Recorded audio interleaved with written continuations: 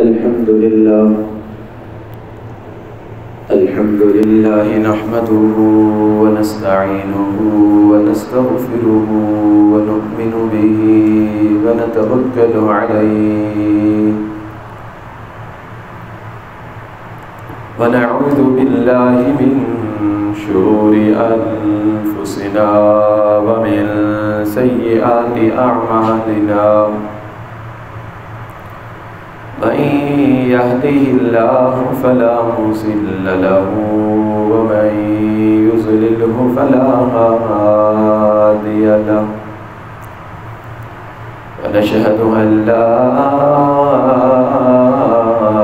إله إلا الله وحده لا شريك له ونشهد أن سيدنا ومولانا حبيبنا وحبيب ربنا طبيبنا وطبيب قلوبنا محمدا عبده ورسوله أما بعد أعوذ بالله من الشيطان الرجيم بسم الله الرحمن الرحيم يا أيها الذين آمنوا توبوا إلى الله توبة نصوحا عسى ربكم أن يكفر عنكم سيئاتكم ويدخلكم جنات تجري من تحتها الأنهار يوم لا يخزي الله النبي والذين آمنوا معه قال تبارك وتعالى في مقام آخر توبوا إلى الله جميعا أيها المؤمنون لعلكم تفلحون وقال تبارك وتعالى في مقام آخر نحن أقرب إليه من حبل الوريد وقال النبي صلى الله تعالى عليه وسلم التائب من الذنب كمن لا ذنب له وقال النبي صلى الله تعالى عليه وسلم كل بني آدم خطاء وخير الخطائين التوابون أو كما قال صلى الله تعالى عليه وسلم صدق الله وصدق رسوله النبي الأمي الكريم ونحن على ذلك لمن الشاهدين والشاكرين والحمد لله رب العالمين يا رب صل وسلم دائما أبدا على حبيبك خير الخلق كلهم هو الحبيب الذي ترجى شفاعته لكل هول من الأهوال مقتحم اللهم صل على محمد وعلى آل محمد كما صليت على إبراهيم وعلى آل إبراهيم إنك حميد مجيد اللهم بارك على محمد وعلى آل محمد كما باركت على إبراهيم وعلى آل إبراهيم إنك حميد مجيد رمضان المبارک کا دوسرا جمعہ اور دوسرا عشرہ شروع ہو چکا ہے۔ حدیث پاک کے اندر اس دوسرے عشرے کو عشرہ مغفرت کے نام سے یاد کیا گیا ہے۔ اللہ تبارک و تعالی اپنے بندوں میں سے جس بندے کو معاف کرنے کا ارادہ فرماتا ہے اسے رمضان المبارک کا مہینہ عطا فرما دیتا ہے، اور پھر عشرہ مغفرت کی پاکیزہ گھڑیاں عطا فرما دیتا ہے۔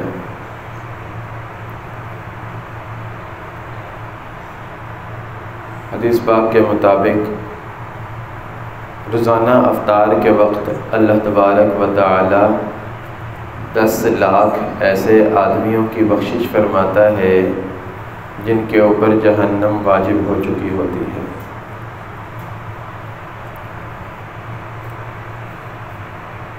تو جن کے ساتھ اللہ تبارک و تعالی بھلائی کا ارادہ فرماتا ہے، بخشش کا ارادہ فرماتا ہے، انہیں کو رمضان عطا فرماتا ہے۔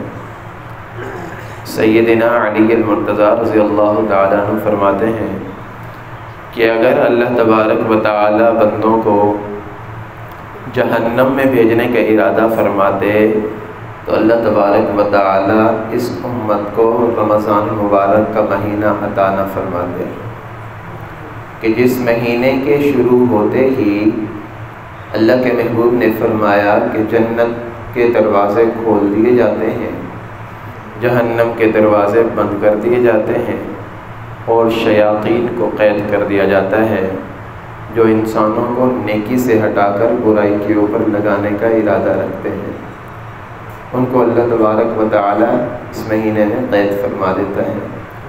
پھر ایک اور جگہ پر لکھا ہے کہ جہنم کے دروازے اللہ تبارک و تعالی نے 7 بنائے ہیں، لہا 7 ابواب، قرآن میں آتا ہے کہ جہنم کے 7 دروازے ہیں، اور جنت کے اللہ تبارک و تعالی نے 8 دروازے بنائے ہیں۔ تو جس کے دروازے زیادہ ہیں اس کے اندر اللہ تبارک و تعالی نے زیادہ لوگوں کو بھیجنے کا ارادہ فرما رکھا ہے۔ اسی طرح ایک صحابی ہے، رسول اللہ صلی اللہ علیہ وسلم کی خدمت میں حاضر ہوئے، آ کر عرض کی کہ یا رسول اللہ صلی اللہ علیہ وسلم، ہم میں سے اگر کوئی بندہ برائی کرتا ہے تو کیا اس کی برائی لکھ دی جاتی ہے؟ رسول اللہ نے فرمایا کہ جب بھی بندہ کوئی برائی کرتا ہے، گناہ کا کام کرتا ہے، فرشتہ لکھنے لگتا ہے تو اللہ تبارک و تعالیٰ فرماتے ہیں صبر کرو، شاید میرا بندہ توبہ کر لے۔ 3 گھڑیاں اس کا انتظار کیا جاتا ہے، اس کی برائی لکھی بھی نہیں جاتی۔ اگر وہ توبہ کر لیتا ہے تو لکھی ہی نہیں ہوتی، اس کے نامہ اعمال کے اندر برائی ہوتی ہی نہیں ہے، تو پھر کیسے اس کے لیے برائی کے لیے اس کو عذاب ملے گا؟ برائی 3 لمحوں کے لیے، 3 گھڑیوں کے لیے لکھی ہی نہیں جاتی۔ اسی طرح جب کوئی آدمی برائی کا ارادہ کرتا ہے تو فرشتہ پوچھتا ہے کہ مولا، اس بندے نے اب گناہ کا ارادہ کر لیا ہے، اس کا گناہ لکھ لو۔ اللہ تعالیٰ فرماتے ہیں کہ نہیں، اس نے اب تک گناہ کیا نہیں ہے، اب تک ارادہ کیا ہے، اس کا گناہ مت لکھنا۔ پھر جب بندہ برائی کی طرف چل پڑتا ہے، فرشتہ کہتا ہے کہ مولا، یہ برے کام کی طرف چل چکا ہے، چل پڑا ہے، اس کا گناہ لکھ دو۔ اللہ تبارک و تعالیٰ فرماتے ہیں نہیں، اب بھی اس کا گناہ نہ لکھنا، ہو سکتا ہے کہ یہ گناہ سے پہلے توبہ کر لے۔ پھر جب بندہ مقام تک پہنچ جاتا ہے جس جگہ اس نے برائی کے اندر مبتلا ہونا ہے، اور پھر گناہ کے اندر مبتلا ہونا ہے جس مقام پر وہ پہنچ چکا ہے، فرشتہ پھر پوچھتا ہے کہ مولا، اس کا گناہ لکھ دوں۔ اللہ تعالیٰ فرماتے ہیں کہ نہیں، گناہ کر لیتا ہے، پھر بھی اللہ فرماتے ہیں کہ 3 گھڑیاں انتظار کرو، ہو سکتا ہے میرا بندہ توبہ کر لے۔ یہ تو ہوا برائی کرنے والے کا۔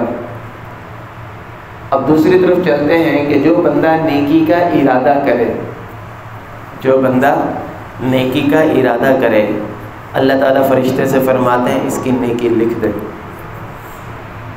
نیکی کا ارادہ کرنے پر اللہ تبارک و تعالیٰ نیکی لکھوا دیتے ہیں، چاہے اس کے بس میں وہ نیکی کرنا ہو یا نہ ہو۔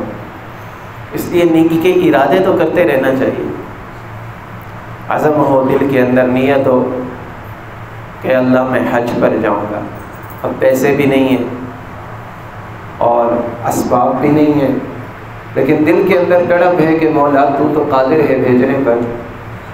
اگر قیامت کے دن اس بندے کو اگر زندگی میں حج نصیب نہیں ہوا، قیامت کے دن اللہ تبارک و تعالیٰ اس کو حاجیوں میں شمار فرمائے گا۔ اس طرح بزرگ لکھتے ہیں، فرماتے ہیں کہ اللہ تبارک و تعالیٰ سے دعا مانگنی چاہیے کہ یا اللہ مجھے نیک بنا دے، مجھے نیک بنا دے۔ اب برائیاں بھی کر رہا ہے لیکن دل کے اندر ہے کہ میں نیک بن جاؤں، کوشش بھی کرتا ہے، توبہ بھی کرتا ہے۔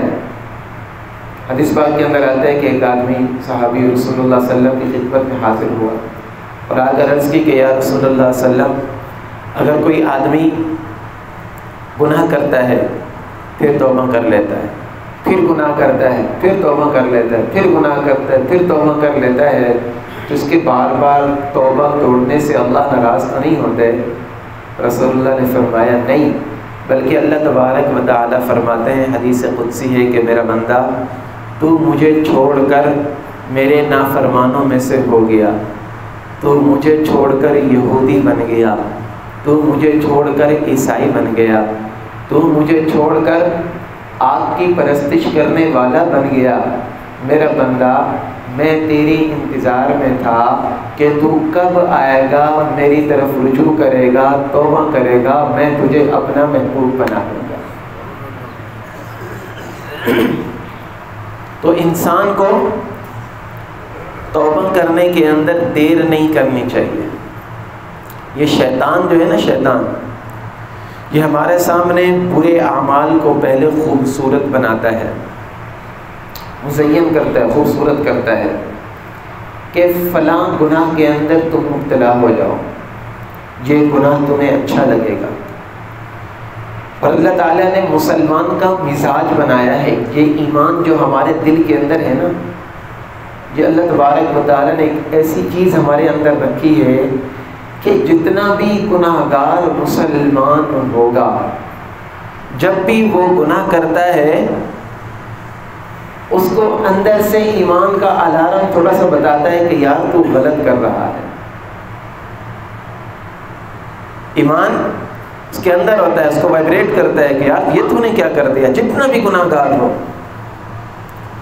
جب تک ایمان کی دولت اس کے اندر موجود ہے، جب بھی وہ گناہ کرے گا ایمان اس کو روکنے کی کوشش کرے گا۔ حدیث پاک کے اندر آتا ہے، رسول اللہ صلی اللہ علیہ وسلم نے ارشاد فرمایا، مسلمان ہونے کی علامت یہی ہے۔ کسی نے پوچھا نا کہ یا رسول اللہ ایمان کی کیا علامت ہے، مسلمان ہونے کی کیا علامت ہے؟ تو رسول اللہ صلی اللہ علیہ وسلم نے ارشاد فرمایا کہ نیکی کر کے تمہیں خوشی ہو، نیکی کر کے تمہیں خوشی ہو اور گناہ کر کے تمہیں ندامت ہو۔ جب تک تمہارے اندر یہ دو چیزیں موجود ہیں، سمجھو تمہارے اندر ایمان موجود ہے۔ اب گناہ کے اوپر ندامت کیسے نہیں آتی، کب نہیں آتی، کب یہ کیفیت بنتی ہے؟ وہ ہے توبہ کا نہ کرنا، اللہ تبارک و تعالیٰ کی طرف رجوع نہ کرنا، اپنے گناہوں پر نادم نہ ہونا۔ رسول اللہ صلی اللہ علیہ وسلم نے ارشاد فرمایا کہ جب کوئی آدمی گناہ کرتا ہے اور گناہ کر کے توبہ کر لیتا ہے، گناہ کرتا ہے تو اس کے دل کے اوپر ایک سیاہ نقطہ لگ جاتا ہے۔ اگر توبہ کرتا ہے تو اس کا نقطہ وہ دھل جاتا ہے، اس کا دل بالکل صاف ہو جاتا ہے، شفاف ہو جاتا ہے۔ پھر گناہ کرتا ہے، پھر توبہ کرتا ہے، پھر گناہ کرتا ہے، پھر توبہ کرتا ہے۔ تو جب تک اس کی توبہ ساتھ ساتھ چلتی رہتی ہے، اس کا دل صاف ہوتا رہتا ہے۔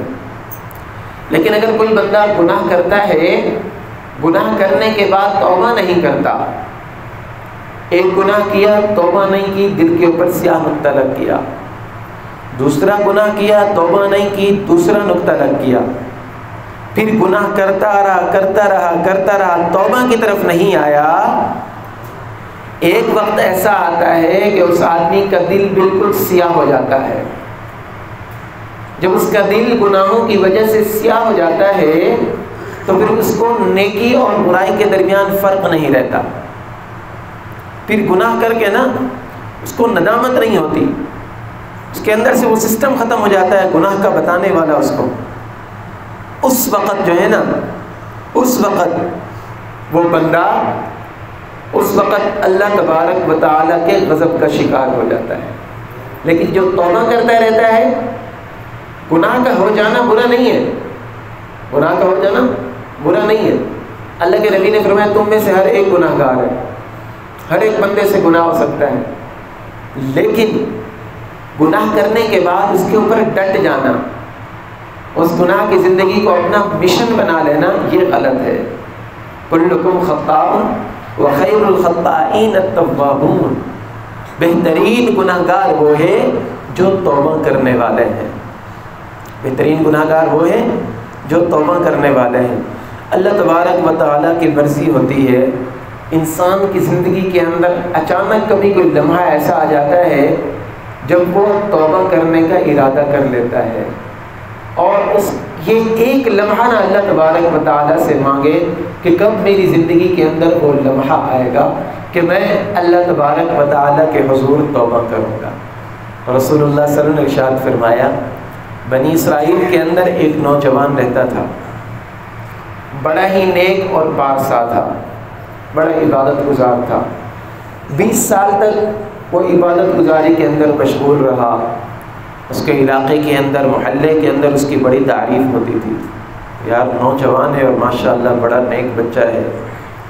پھر اچانک ایسا ہوا کہ اس نے نیک اعمال کرنے چھوڑ دیے، گناہوں کے اندر مبتلا ہو گیا، گناہوں کے اندر مبتلا ہو گیا، اور گناہ کرتے کرتے کرتے کرتے 20 سال اس نے گزار دیے گناہوں کی زندگی کے اندر۔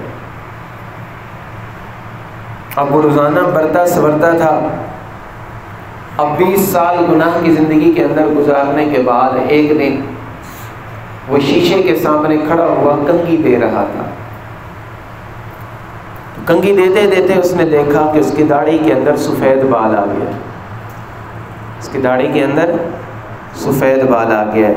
آپ کی تاریخ بھی بتا دوں کہ یہ داڑھی کاٹنا پہلی امتوں کے اندر بھی نہیں ہوتا تھا، اس امت کے اندر بھی نہیں تھا۔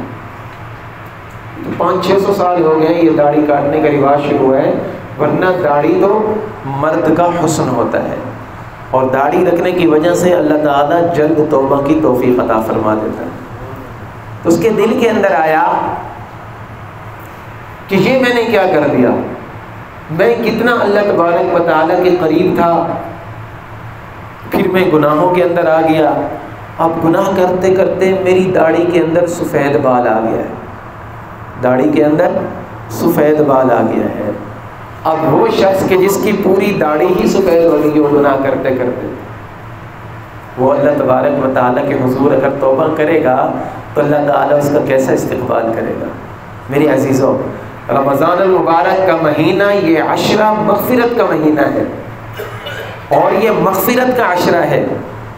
اللہ تبارک و تعالیٰ تو اعلان کرتے ہیں نا، فرشتوں کو کہتے ہیں کہ میرے فرشتوں اعلان کر دو، یا باغی الخیر اقبل، اے نیکی کی طرف دوڑ لگانے والے دوڑ لگا دے اور نیکیاں کر لے، وَيَا بَاغِيَ الشَّرِّ اقصر، اور اے برائی کرنے والے اب رک جا، اب بس کر دے۔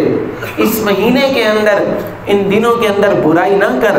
اللہ تبارک و تعالی نے تو جہنم کا دروازہ تک بند کر کے رکھا ہے، اس کے باوجود بھی اگر کوئی برائی کے اندر مبتلا ہوتا ہے، شیطان کو بھی اللہ تبارک و تعالی نے قید کر کے رکھا ہے، اس کے باوجود بھی اگر کوئی بندہ شیطانی کاموں کے اندر مبتلا ہوتا ہے تو اس کے اندر اس کا اپنا ہی قصور ہوتا ہے۔ اللہ تبارک و تعالیٰ کی رحمت تو بے کنارہ ہے، اللہ کی رحمت کا کوئی کنارہ نہیں۔ تو وہ نوجوان کھڑا ہوا اور اس کے دل کے اندر ندامت آئی کہ میری داڑھی کے اندر سفید بال آ گئے، میں اللہ تبارک و تعالیٰ کی نافرمانی کے اندر کھڑا ہوں، اب پتہ نہیں کہ میرا اللہ میری توبہ قبول کرے گا یا نہیں کرے گا، میرا اللہ میری توبہ قبول کرے گا یا نہیں کرے گا۔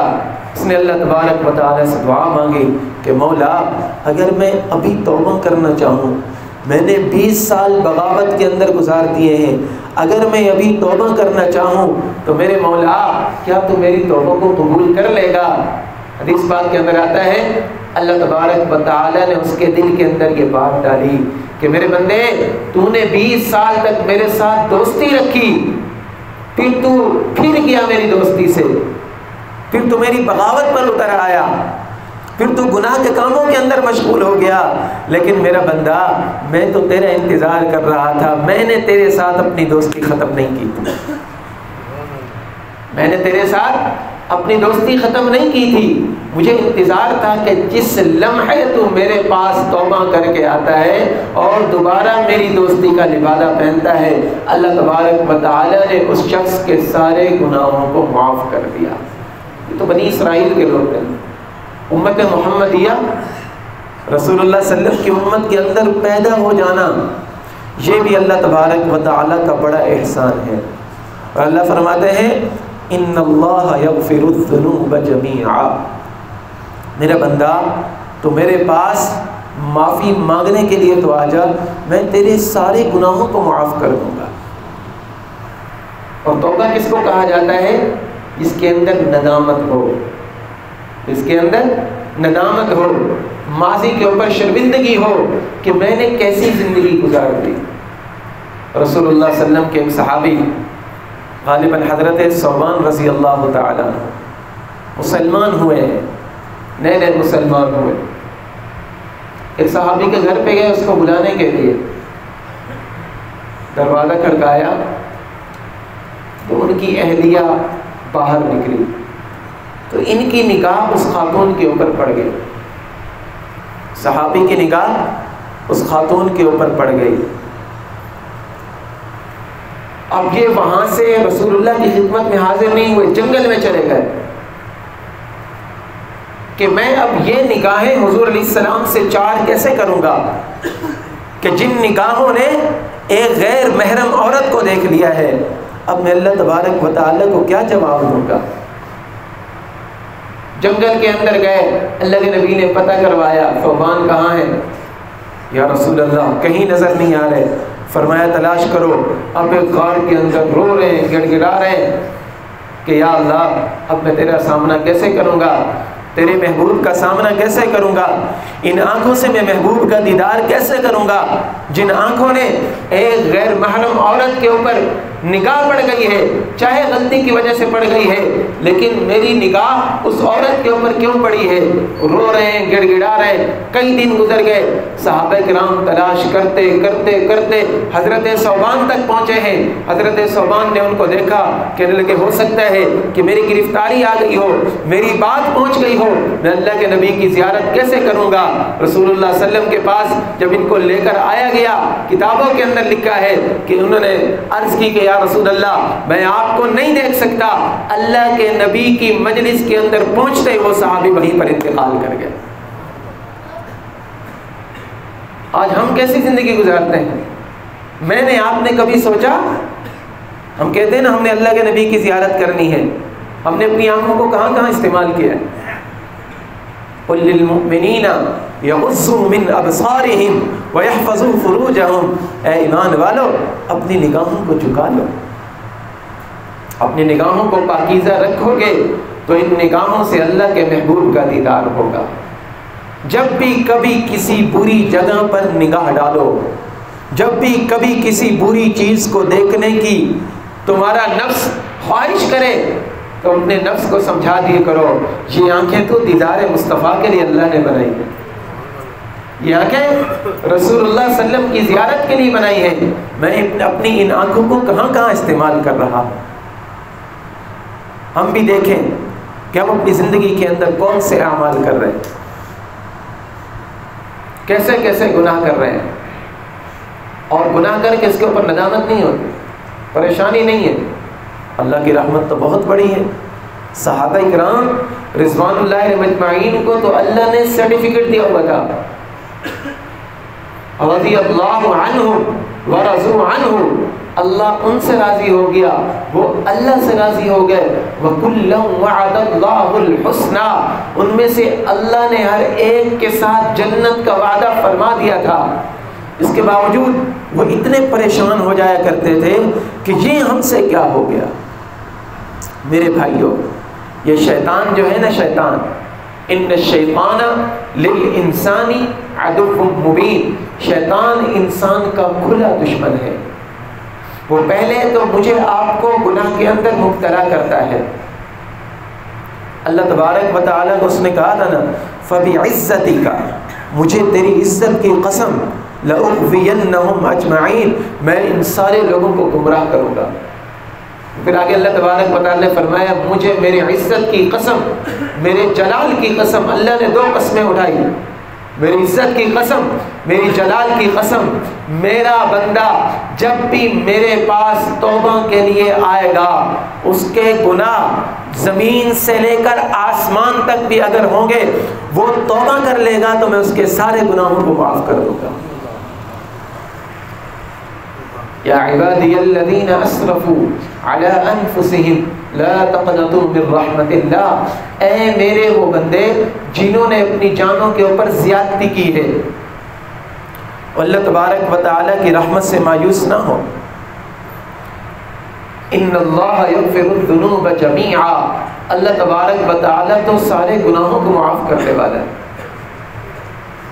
اللہ تبارک و تعالیٰ بت پرستوں کو معاف کر دیتا ہے، اللہ تبارک و تعالیٰ مشرکوں کو معاف کر دیتا ہے۔ جو کلمہ میرے اور آپ کے پاس ہے، اللہ سے دعا کریں کہ اللہ تبارک و تعالیٰ مرتے دم تک اس کلمے کے اوپر ہمیں استقامت نصیب فرما دے۔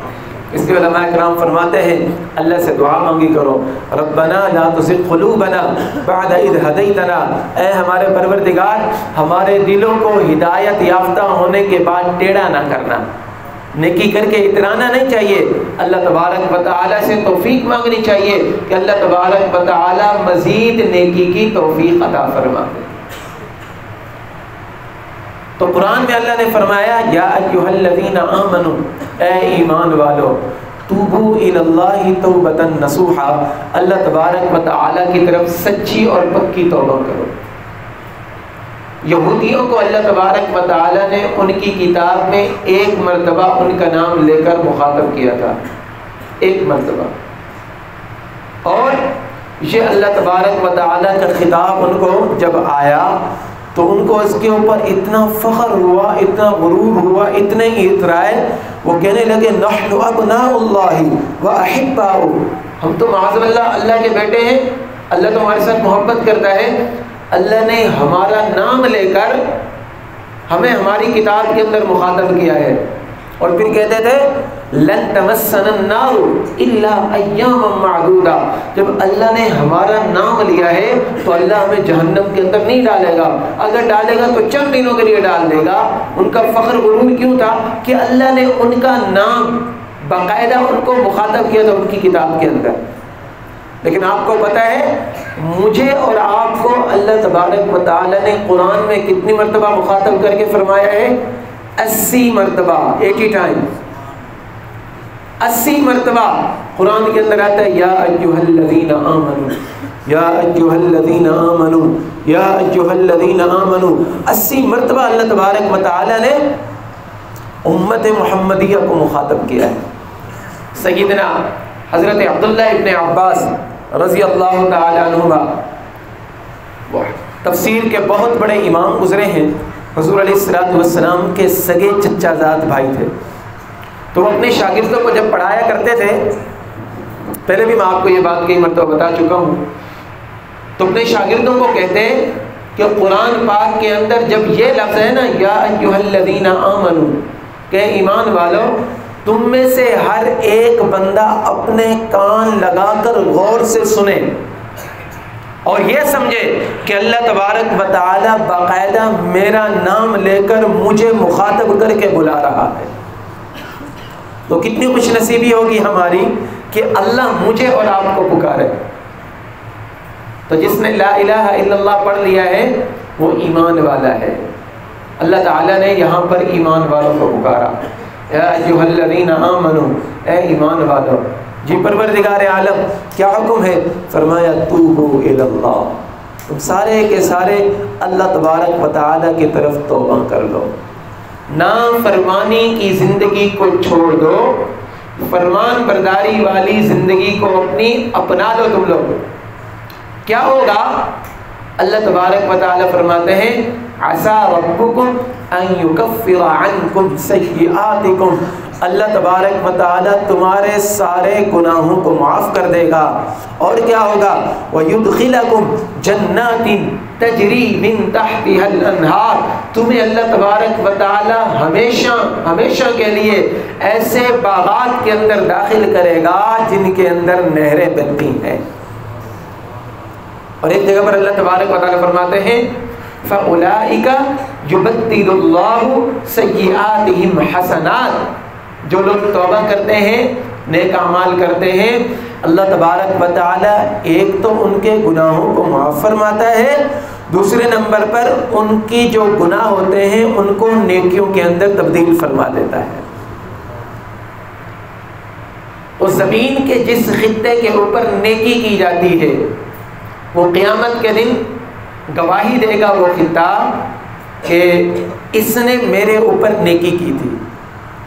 یہ مسجد کے اندر جو آپ دیکھتے ہیں نا حضرات کا معمول ہے ہمارے بزرگوں کا کہ فرض نماز پڑھ کر وہ جگہ چھوڑ کر دوسری جگہ جا کر نوافل پڑھتے ہیں یا سنتیں پڑھتے ہیں، اس کے اندر یہی لکھتے ہیں وہ چاہتے ہیں کہ ہر جگہ کے اوپر ہم سجدہ کر لیں تاکہ مسجد کا ہر کونا قیامت کے دن میری نیکیوں کے بارے میں گواہی دے۔